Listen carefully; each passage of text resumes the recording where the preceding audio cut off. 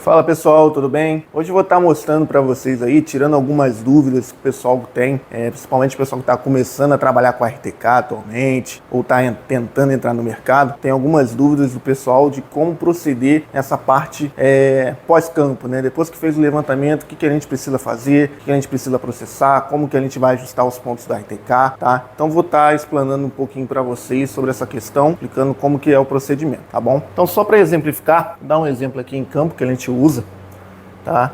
Então a gente vai ter nossa base em campo e vai ter nossos pontos aqui levantados. Só que o que acontece? No levantamento usual com a RTK, a gente costuma partir de duas condições básicas. Ou a gente tem a coordenada da base conhecida, então quando a gente configura o equipamento, já configura com essa coordenada, ou a gente não tem. Quando a gente não tem, a gente tira uma média na hora de configurar, e essa média, ela tem um erro dentro dela. Ela tem um erro ali na faixa de 1 metro, vai variar dependendo da posição que você tá? Mas é um erro que vai existir. E esse erro vai acarretar no posicionamento dos pontos. Então, depois do campo, é necessário fazer esse ajuste. Só para exemplificar, vamos supor, eu fiz o levantamento com a minha base, configurei ela arbitrando uma coordenada, normalmente vai fazer umas 10, 5 leituras, depende do seu equipamento. O nosso da TESSO faz a leitura com 5 observações, ele vai me gerar uma coordenada. Essa coordenada, ela vai ser usada para fazer o levantamento dos pontos. Esses pontos, entre si, eles já estão com precisão excelente. As dimensões, medida de área, etc., você consegue fazer tudo. Porém,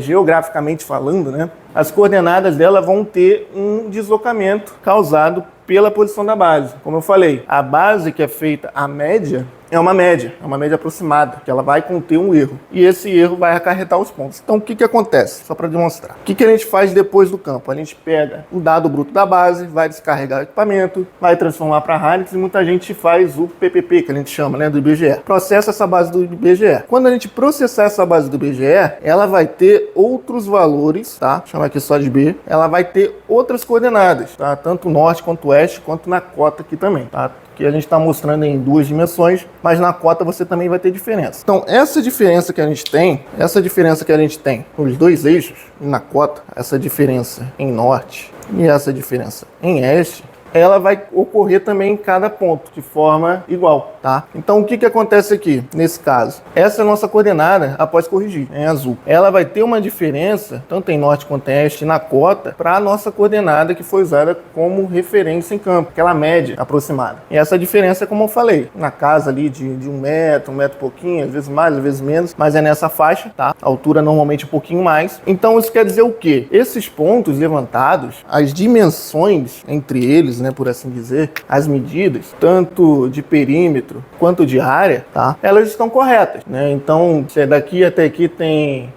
15 metros, mesmo depois de eu corrigir, vai continuar com 15 metros, tá? Isso não altera. Porém, o posicionamento dela em relação à coordenada UTM, né, que é o que a gente trabalha, ela vai estar um pouquinho deslocada, tanto para norte quanto para oeste, tá bom? Então, é importante entender isso. Então, é necessário a gente fazer essa correção da base e depois fazer esse ajuste dos pontos. Por quê? Esse erro que a gente está tendo na base, esse deslocamento, ele vai ser igual em todos os pontos. Por quê? É a base que vai ser a referência pro levantamento, né? A comunicação de rádio é a base que está mandando a correção para os pontos. Então, o erro que parte dela é o erro que vai haver nos pontos, tá? Então, o que aconteceria? Com a base, nesse exemplo aqui, ela está um pouquinho para oeste, um pouquinho mais para sul. Então, o que acontece aqui? Esses pontos, quando eu corrigir eles vão acontecer a mesma coisa. Então, esse ponto 4 vai um pouquinho mais para cá. Esse ponto 3 também, na mesma proporção em todos os pontos, tá? Ponto 2, um pouquinho mais para cá. Ponto 1, mesma coisa. Então, depois que fizermos esse ajuste da base, a gente vai fazer essa correção desses pontos e eles vão ter uma nova posição.